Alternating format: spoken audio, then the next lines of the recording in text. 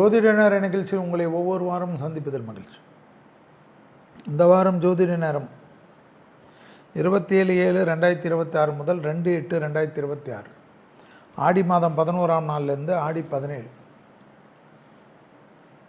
மேஷம் முதல் மீனம் வரை உள்ள ராசிக்காரர்களுடைய பலன்களை பார்க்கின்ற சமயத்தில் இது 560வது வாரம். 560வது வாரம் வரைக்கும் வெற்றிகரமாக இந்த நிகழ்ச்சியை தொடர்ந்து ஆதரவு கொடுத்திருக்கக்கூடிய கோடான ரசிகர்களுக்கு நன்றிகள்.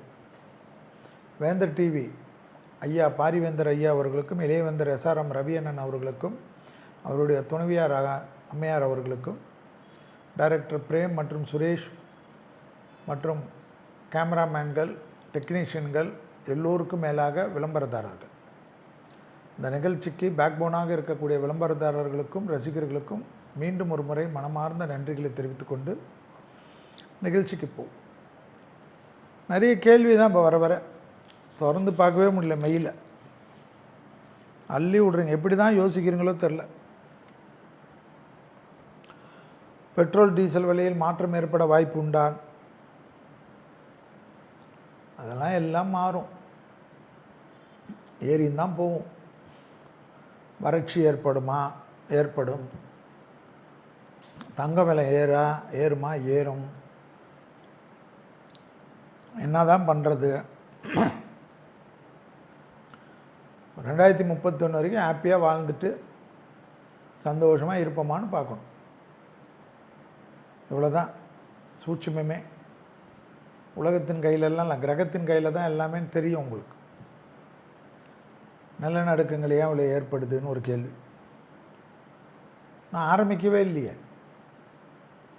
அதுக்குள்ளே தண்ணியெல்லாம் ஊருங்களுக்குள்ளே வருது, வெள்ளப்பெருக்கு இப்படி வருது, சுனாமி இவ்வளோ வருது உலகத்தில். கடலுக்கு சொந்தமானதெல்லாம் பிடிச்சி வச்சுக்கின்னு ரெசார்ட்டு கட்டிக்கின்னு அங்கே போயிட்டு எல்லாமே பண்ணியிருந்தீங்கன்னா கடல் வராதா? மலையெல்லாம் குடஞ்சி மலையை வெட்டி எடுத்து கிரானைட்டாக மார்பிளாகவும் வீட்டுக்குள்ளே போட்டுக்கிறது, கடைங்களுக்கு போட்டுக்கிறது, இண்டஸ்ட்ரீஸ் போட்டுக்கிறது, எல்லா சேதமும் இயற்கையை போட்டு பண்ணுங்க. பிளாஸ்டிக் கழிவுகளை கொண்டு கடல் ஃபுல்லாக நாசம் பண்ணிவிடுங்க, நீர்நிலையெல்லாம் நாசம் பண்ணிவிடுங்க. 4 மரத்தை வச்சுட்டு ஒரு ஃபோட்டோ எடுத்து போட்டுக்க வேண்டியது. 1 லட்சம் யாரோ பாவம் 1 லட்சம் கன்றுகளை ஒருத்தர் நட்டார்னு போடுறது. அவர் ஒருத்தர் தான் நடுறாரு. 1 கோடி பேர் கன்றுகளை வெட்டுக்கிறார்களே. என்ன கன்று? மரக்கன்றுகளை. பசுமையெல்லாம் ஒழிக்க என்ன ஆகும்? வெப்பமயமாகுதல் தான். ஏர் கண்டிஷன்லேயே உட்காந்தா சரியாயிடுமா? இந்த இயற்கை பிரபஞ்சத்தை அழித்த நாடும் சரி, அழித்தவர்களுக்கும் சரி, அவருடைய தலைமுறைக்கு இயற்கை என்ன கொடுக்கும்னா சுவாகா தான். என்ன கொடுக்கும்? அழிவு தான் கொடுக்கும். ஊரே நாடே இல்லாத, ஒரு கண்டத்தே இல்லாத ஆக்கக்கூடிய வலிமை இயற்கைக்கு உண்டு. நிறைய கண்டங்கள் உலகத்தில் காணாத போயிருக்கு. கடல் தான், இயற்கை தான், பஞ்சபூதம் தான். நெருப்பு, நீர், காற்று, ஆகாயம் எல்லாமே நம்ம சொல்கிறதெல்லாம் எதுக்கு? பஞ்சபூதத்துக்கு அவ்வளோ விசேஷம். எதுக்கு கொடுக்குறாங்க பஞ்சபூதத்துக்கு கோயில்கள்? நிலம், ஆகாயம் எல்லாம் ஏன் கொடுத்துருக்காங்க? பத்திரமாக வணங்கி பாதுகாக்கணும்னு கொடுத்துருக்காங்க. ஒரே போராட்டமாக இருக்குது. செல்வி சொன்ன மாதிரியே எல்லாம் கேட்குறீங்க. போராட்டம் என்ன? மாணவர்கள் போர்வையில் போராட்டம் வரும், பெண்கள் போர்வையில் போராட்டம் வரும். கஷ்டமாக இருக்கக்கூடிய மாணவர்கள் விஷயம் இருக்கட்டும், ஒரிஜினலாக பாதிக்க மாணவர்களுக்கு கண்டிப்பாக இந்த அரசாங்கங்கள் செய்ய வேண்டும். பெண்களுக்கு கண்டிப்பாக செய்ய வேண்டும். ஆனால் அதிலெல்லாம் உள்ள மத போதல்கள், வேறு நாட்டுக்கு, நம்ம எதிரி நாடுகள்லாம் உள்ளே பூந்துடுறது. எல்லாமே அப்படி தான். பொய்யெல்லாம் பாசிட்டிவ் ஆகிடும். நான் ஏற்கனவே சொல்லியிருக்கேன் வேந்தர் டிவியில். இந்த சோஷியல் மீடியாக்களுக்கெல்லாம் கடுமையான சட்டத்திட்டங்கள் கொண்டு வராத சமயத்தில் இந்த நாடு அழிவதை தவிர வேறு ஒன்றும் பாதிப்பு கிடையாது. நம்மளதே பாருங்களேன், நம்ம எதுவாக இருந்தாலும் நேரடியாக தான் பேசுவோம், மக்கள்கிட்ட நேரடியாக தாங்க நம்மளுடைய இத்தனை வருஷ நிகழ்ச்சிகள். கிட்டத்தட்ட 33 ஆண்டுகள் ஒன்று எழுதுறதுக்கு புத்தகங்களுக்கு இல்லை நேரடியாக மக்களிடத்தில் பேசுவோம். நம்ம இந்த பேக்ரவுண்டு வாய்ஸே கிடையாது. நம்ம ஃபோட்டோ போட்டு எத்தனை யூடியூப் சேனல் ஓடுது. என்ன செல்வி சார் உங்கள் யூடியூப் உங்கள் ஃபோட்டோ போட்டு யாரோ பேசுகிறாங்க, இப்போ ஏஐயில் என் குரல்லே பேசுகிறாங்க. எளிமையான மலிவு விலையில் மற்ற உழைப்புகளை சுரண்டுறது, மற்ற உழைப்பை சுரண்டி வாழ வேண்டியது. யாருக்கும் ஒன்றும் பண்ண முடியாது. யாராவது ஃபேமஸாக இருந்தால் அவங்க ஃபோட்டோ அடிச்சிக்க வேண்டியது, அவங்க குரலை வந்து ஏஐயில் போட்டுக்கணும் ஓட்ட வேண்டியது. வேறு பொழப்புக்கு இந்த பொழப்பு தான் போகும்.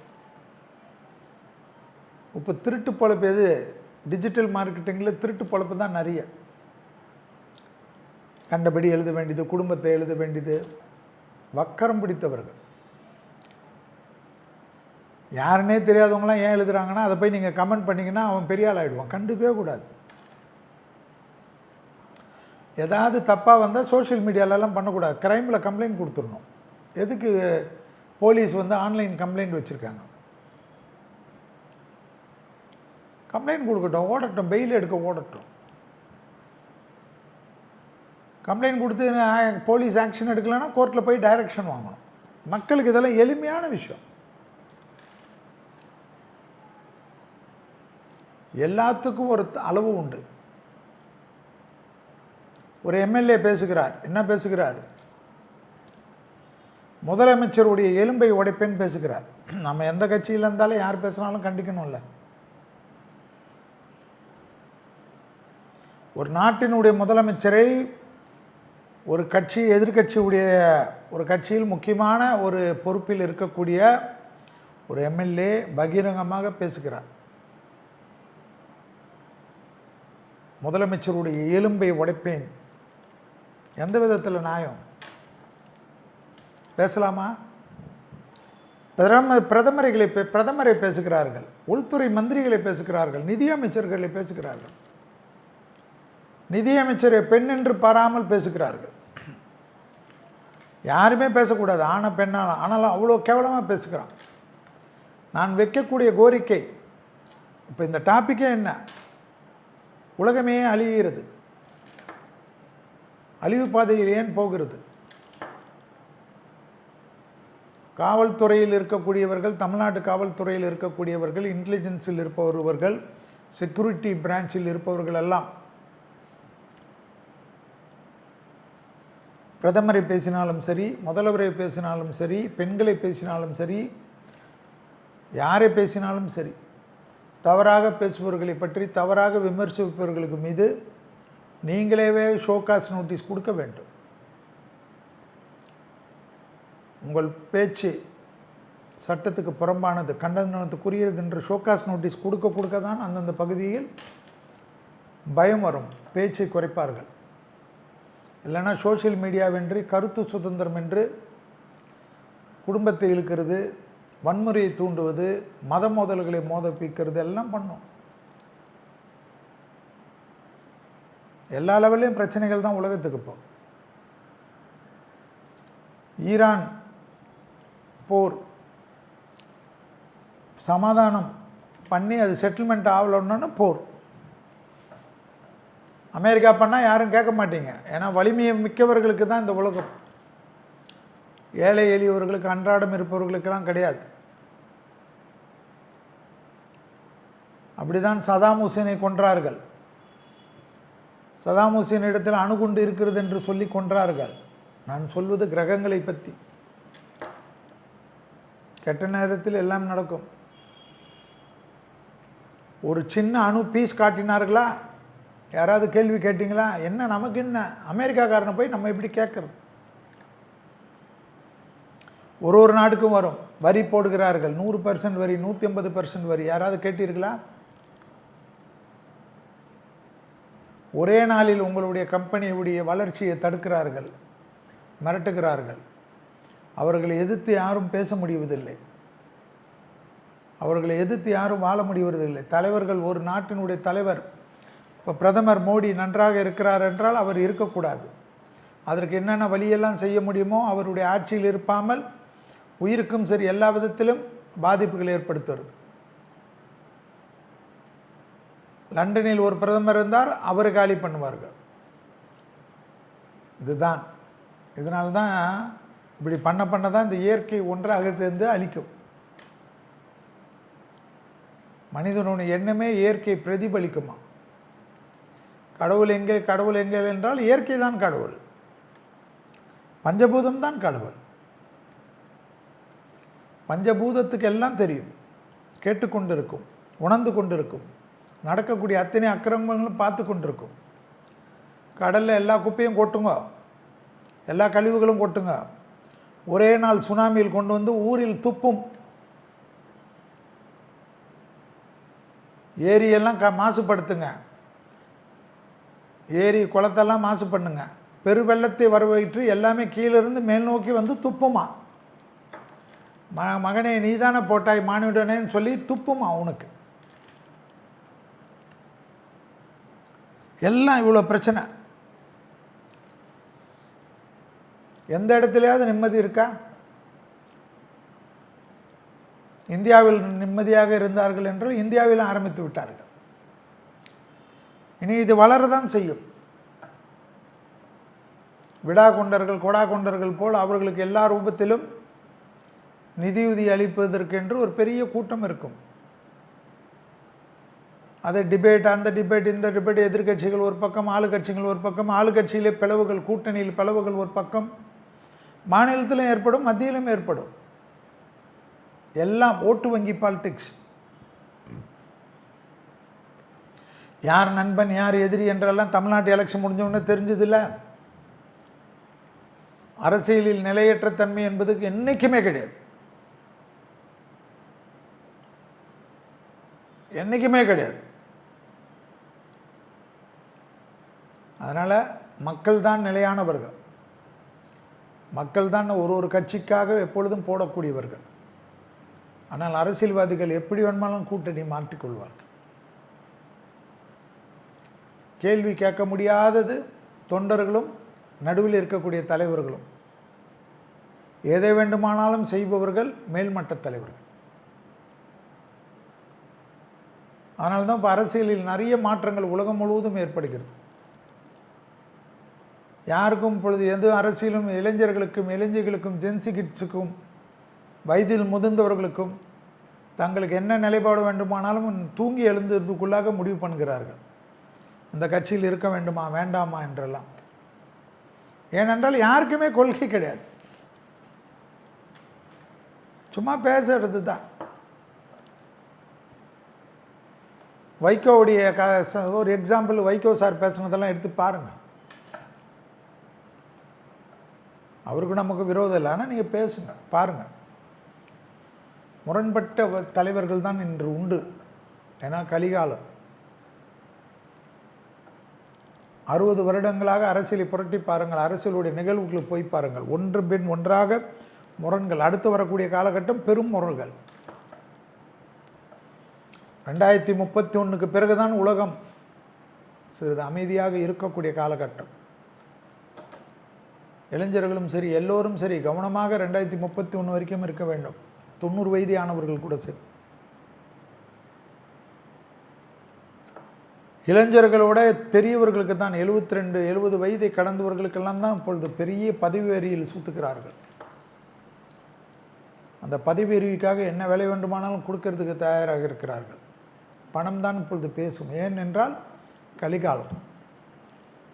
சனி வக்கரத்தில் இருக்கக்கூடிய காலகட்டம், மீனத்தில் இருக்கக்கூடிய காலகட்டம், அடுத்தது சனியில் வரக்கூடிய காலகட்டம்.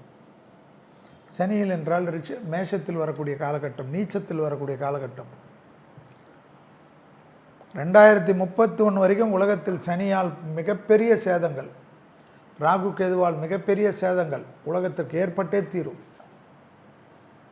நிறைய மக்கள், கோடீஸ்வரர்கள், பெரும் செல்வந்தர்கள், குடும்பத்துடன் இருந்தவர்களுக்கெல்லாம் குடும்பமே மறந்து போகக்கூடிய அளவுக்கு சேதங்கள் ஏற்படும்.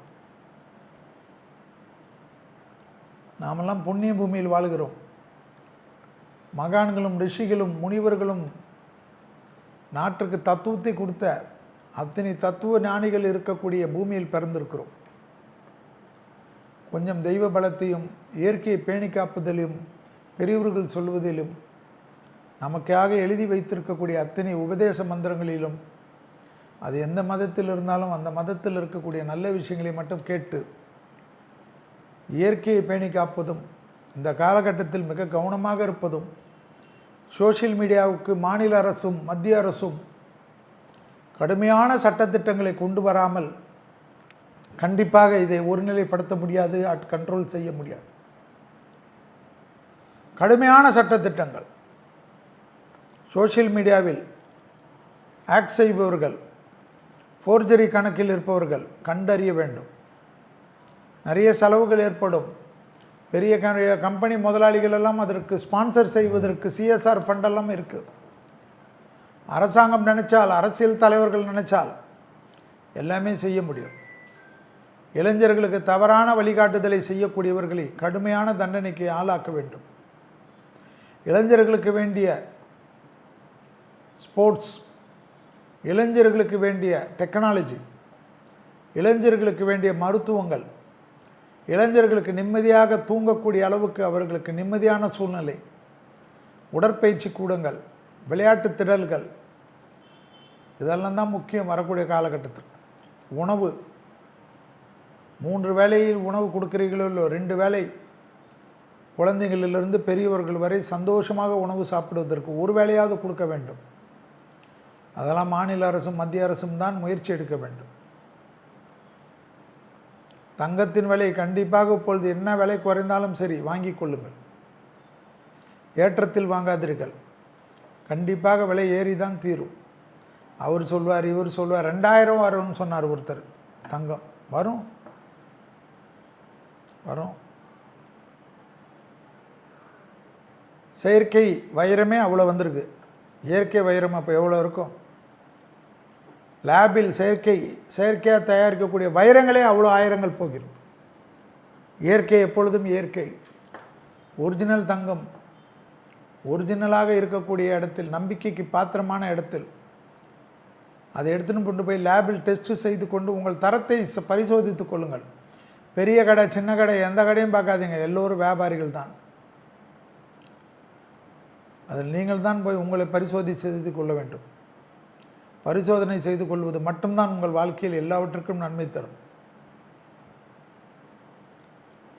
அதேபோல்தான் தலைவர்கள், உங்கள் தொகுதி எம்எல்ஏ, கவுன்சிலர் யாராக இருந்தாலும் மக்களுடன் கலந்து ஆலோசித்து நல்லவரா கெட்டவரா கட்சியெல்லாம் பார்க்காதீங்க. நான் கூட தான் ஒரு கட்சியில் இருக்கேன், என் கட்சி அந்த கட்சியெல்லாம் பார்க்காதீர்கள். நிற்பவர்கள், மக்களுக்காக உழைப்பவர்கள் என்றால் அடுத்த தேர்தலில் தேர்ந்தெடுங்கள். இல்லை என்றால் பெரும் சேதங்களும் பெரும் கஷ்டங்களும், தனி மனித வாழ்க்கையில் அவர்களுக்கு, மக்களுக்கு எப்படி இருப்பார்கள், மக்கள் போய் நிற்பார்களா, மக்கள் கூப்பிட்டவுடன் பார்ப்பார்களா, தொகுதியை மாற்றிக்கொள்வார்களா, எல்லாம் பார்க்கணும். இனிமேல் எதுவும் நடக்காது, ஜமீன்லாம் நடக்காது. 30 ஆண்டு காலம் 40 ஆண்டு காலம் எம்எல்ஏ இருந்த, மந்திரி இருந்த, அந்த கதையெல்லாம் போயிடுச்சு. இந்த பராப வருடத்திலேருந்து எல்லாம் புதுமுகங்கள். இப்பொழுது வந்திருக்கக்கூடிய எத்தனை எம்எல்ஏக்கள் அடுத்த தேர்தலில் இருப்பார்கள் என்று தெரியாது. அந்த அளவுக்கு மக்கள் பணியில் சிறந்து விளங்கக்கூடிய காலகட்டமாக உலகம் மாறும், அரசியல் மாறும், தொழில் மாறும், வியாபாரம் மாறும். ஸ்மார்ட் மணி தான் இப்பொழுது. ஆடுவர்க்கெல்லாம் கஷ்டம், ரிஸ்க் எடுங்க. இந்த வேலையை விட்டு ஐயோ அப்படி ஆகுமா, ஆகட்டும். ஜொமேட்டோ ஓட்டியே பிழைக்கிறார்கள், ஞாபகம் வைத்துக்கொள்ள வேண்டும். அவர்களை நம்ம இது பண்ண வேணாம். படிக்கக்கூடிய மாணவர்கள் இன்றைக்கி சம்பாதிக்கிறார்கள், பல தரப்பட்ட சம்பாதிக்கிறார்கள், ரேப்பிடோ ஓட்டுகிறார்கள். ஏனென்றால் இன்று உலகம் பறந்து விரிந்து விட்டது. இந்த உலகத்தில் நாம் சம்பாதிக்க முடியவில்லை என்றால் வேறு எந்த உலகத்தில் சம்பாதிப்போம்? பாருங்கள் எவ்வளோ வக்ரபுத்தி. பாருங்கள், வக்ரபுத்திக்கு ஒரு எடுத்துக்காட்டு சோஷியல் மீடியாவில் வந்ததில்லை. ஒரு பெண்மணி தனக்கு டெலிவரி பண்ணக்கூடிய ஒரு சாதாரண மாணவன், படித்துக்கொண்டே வேலை செய்யக்கூடிய மாணவனை எத்தனை தகாத வார்த்தையில் பேசினார், எத்தனை கேவலப்பட்டு வார்த்தைகளில் பேசுகிறார். ஏன்? வக்கரம். குடும்பத்தில் இருக்கக்கூடிய கஷ்டத்தை மறைக்கிறதுக்கு, குடும்பத்தில் இருக்கக்கூடிய பிரச்சனையை மறைக்கிறதுக்கு, மாமியார் மாமனார் புருஷன் கூட இருக்கிற பிரச்சனைக்கு டெலிவரி பண்ணால் ஒரு 40 ரூபா கிடைக்குமா 50 ரூபா கிடைக்குமான்னு கஷ்டப்பட்டு உழைக்கக்கூடிய உழைப்பாளியை எப்படி கேவலமாக பேசுகிறார்கள் பார். எப்படி இருந்திருக்கும் வேதனை. நானும் படிக்கின்ற காலத்தில் லாட்ரி டிக்கெட் விற்றிருக்கிறேன். படிக்கின்ற காலத்தில் காலையில் பேப்பர் போட்டிருக்கின்றேன். திருவல்லிக்கேணி ஈஸ்வரதாஸ் லாலா தெருவில் பக்கத்தில் இருக்கக்கூடிய ஜெயராஜ் பேப்பர் கடையில் கேட்டால் சொல்லுவார்கள். ரத்னா கேஃப் வாசலில் லாட்ரி டிக்கெட் விற்றேன். எதுக்கு விற்றேன்? பணம் இல்லையா? படிக்கிற காலத்திலே சம்பாதிக்கணும்னு ஒரு ஆசை. ஸ்கூல் லீவிலெல்லாம் பிடபிள்யூடி பங்கில் புத்தக கடையும் லாட்ரி டிக்கெட்டு கடையும் போட்டு லீவு நாளில் கூட சம்பாதிச்சோம். அந்த காலத்தில் ஒரு நாளைக்கு 3 ரூபா, ஒரு லாட்ரி டிக்கெட்டுக்கு 100 ரூபா, 10 ரூபா, 1 ரூபாய்க்கு 10 பைசா. அப்பா என்ன வழக்கறிஞர், அம்மா என்ன ஸ்கூல் ஹெச்எம். பணத்துக்கு ஒன்றும் குறை இல்லை. ஆனால் அதுபோல் எத்தனை இளைஞர்கள் இன்றைக்கி சம்பாதிக்க ஆசைப்படுகிறார்கள். அவங்கள பார்த்தா கேவலம். எவ்வளோ பணக்கார வீட்டு பசங்க இன்றைக்கி வேலை செய்கிறாங்க. சோஷியலில் வந்தால் தானே கற்றுக்க முடியும்னு வராங்க. சோஷியல் எக்ஸ்பெரிமெண்ட்டாக வரார்கள். கேவலம். வேலை செய்பவர்கள், வண்டி ஓட்டுபவர்கள், சாதாரண தொழிலாளிகளை பார்த்தா கேவலம். உரிமையில் பேசுகிறது, எல்லாம் உரிமையில் பேசுகிறது, தரந்தாழ்ந்தி பேசுகிறது, அதை ரெக்கார்ட் பண்ணுறது, அதை இதில் போடுறது. இப்போ யார் அசிங்கப்பட்டார்கள்? எதற்கு இவ்வளோ கோபம்? கேட்டீர்களவா ஏன் உலகம் இப்படி இருக்கிறதுன்னு? வக்கரம். ஒரு வீட்டில் இருக்கக்கூடிய வக்கரம். வக்கரம் தான் உலகத்தை சிதைக்கும். துர்சிந்தனைகள் தான் உலகத்தை சிதைக்கும். ஒன்று உன்னை அழிக்கும், இந்த ஊரை அழிக்கும், இந்த நாட்டை அழிக்கும். எனவே நம்மளிடந்து வாழ்ந்த மகான்கள் சொல்லிக் கொடுத்த நல்ல விஷயங்களை கடைபிடிப்போம். பொறாமை என்ற நோயிலிருந்து வெளியில் வருவோம். பொறாமை இல்லாத உலகத்தை படைப்பது தான் உலகத்திற்கு பாதுகாப்பு. என்ன நமக்கு என்ன இருக்குதோ அதை பார்த்து சந்தோஷப்பட வேண்டியது தானே. நமக்கு மேலே இருக்கிறவங்களே பார்த்து ஏன் பொறாமைப்படுறோம்? நமக்கு கீழே எவ்வளோ பேர் இருக்காங்க, அவங்களோட நம்மளை கடவுள் நல்லா வச்சுருக்கானேன்னு ஆனந்தப்பட்டாவே சந்தோஷமும் பேரானந்தமும் ஏற்படக்கூடிய காலகட்டம்